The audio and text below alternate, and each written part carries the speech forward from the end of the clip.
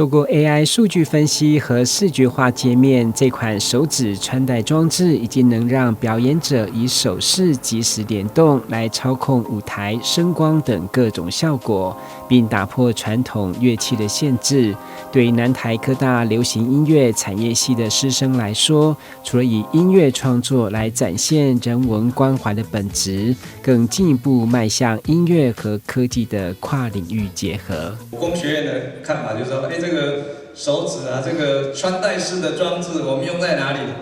最喜歡用在那個遊戲運動啊，對。但是我接觸承芳老師的介紹以後，我發現，這個用在音樂，他說是彈鋼琴也好，或是拉小提琴也好，彈吉他也好，這個手部的那個動作非常非常的一個細緻，不管是初學者也好，或是很成熟要訓練也好，好像這個應用是在的。科技跟音樂的結合，還有剛剛同學們的饒舌這個 AI 這個部分哦，其實我覺得除了是在這個跨域的結合上面，其實老師也帶領着同學們去學習怎麼樣寫程式。寫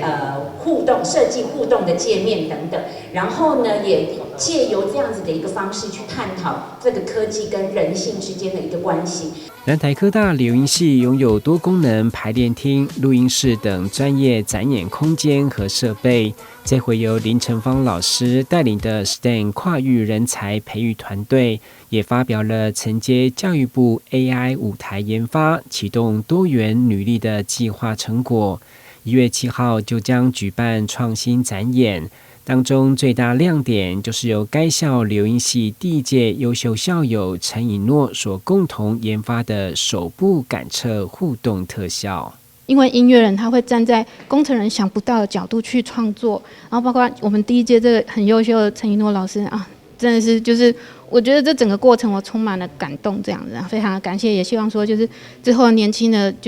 一輩他們能夠有更傑出的表現。我是文科背景嘛，那我要接觸這種理工科的這種工程的內容的時候，那我透過 AI， 它其實可以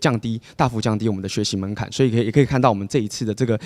展演或是這一次的成果，就可以看到學生跟 AI 一起協作。校方表示，這不僅是一場音樂表演，更是台灣流行音樂產業邁向 AI 互動科技的重要里程碑，展現了超世代的流行音樂表演才華。歡迎社會大眾屆時能夠前往高雄流行音樂中心欣賞。記者郭恩吉台南報道。